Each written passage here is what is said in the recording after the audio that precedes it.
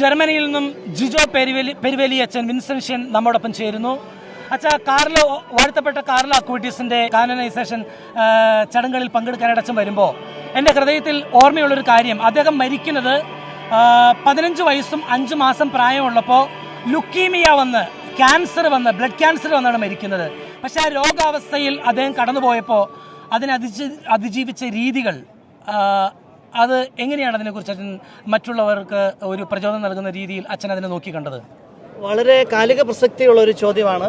കാരണം നന്നേ ചെറുപ്പത്തിൽ രോഗത്തിൻ്റെ വലിയ വേദനകളിലൂടെ കടന്നു പോകുമ്പോൾ ഇനി എത്ര നാൾ ജീവിക്കാൻ പറ്റുമെന്ന് പോലും ചിന്ത വരുമ്പോൾ ദൈവത്തെ ഒരിക്കലും കുറ്റപ്പെടുത്താതെ തൻ്റെ രോഗത്തിൻ്റെയോ ഈ ലോകത്തിലെ ദുരന്തങ്ങളുടെയോ എല്ലാം ഉറവിടം ദൈവമാണെന്ന് ഒരിക്കലും തെറ്റിദ്ധരിക്കാതെ തൻ്റെ വേദനകളിൽ ദൈവത്തെ വിളിച്ച് യേശുവിൻ്റെ കുരിശിൽ വേദനകൾ സമർപ്പിച്ച് ലോകത്തിൻ്റെ നവീകരണത്തിനും സ്വന്തം വിശുദ്ധീകരണത്തിനും വേണ്ടി സമർപ്പിച്ച ഈ വലിയ വിശുദ്ധൻ എല്ലാ വ്യക്തികൾക്കും, എല്ലാ രോഗികൾക്കും പ്രത്യേകിച്ച് കൊടുക്കുന്ന വലിയൊരു പ്രത്യാശയും വിശ്വാസത്തിന്റെ ഒരു വലിയ ബോധ്യങ്ങളുണ്ട്. അച്ഛൻ പറഞ്ഞ ഒരു കാര്യം കൂട്ടിച്ചേർക്കണോട് എനിക്ക് തോന്നുന്നത്, അദ്ദേഹം സഹനങ്ങളിലൂടെ കടന്നുപോയി കഴിഞ്ഞപ്പോൾ ആ വേദനകളൊക്കെ സമർപ്പിച്ചത് പരിശുദ്ധ പിതാവിനും അതോടൊപ്പം തന്നെ തിരുസഭയ്ക്കും വേണ്ടിയാണ്. അത് അച്ഛൻ പറഞ്ഞ വലിയൊരു പോയിന്റായിട്ട് എനിക്ക് തോന്നുകയാണ്. അങ്ങനെ ലോക വിശുദ്ധീകരണത്തിന് വേണ്ടി, തിരുസഭയ്ക്ക് വേണ്ടി, സ്വന്തം വിശുദ്ധീകരണത്തിന് വേണ്ടി, തലമുറകളുടെ വിശുദ്ധീകരണത്തിന് വേണ്ടിയൊക്കെ രോഗികൾ തൻ്റെ വേദനകൾ യേശുവിൻ്റെ കുരിശിൽ സമർപ്പിക്കണമെന്നും പ്രതീക്ഷ നഷ്ടപ്പെടുത്താതെ ഈ ലോകത്തിൻ്റെ ഉന്നമനത്തിന് വേണ്ടി തൻ്റെ സിദ്ധികളും കഴിവുകളുമെല്ലാം സമർപ്പിച്ച് മരുന്നുകളും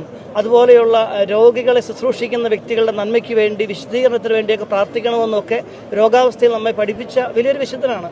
അതിൽ ഞാൻ ഒത്തിരി നന്മ കാണുന്നു. അതെല്ലാ രോഗികൾക്കും ഒരു ഉദാഹരണമായിട്ട് നമുക്ക് സ്വീകരിക്കാവുന്നതാണ്.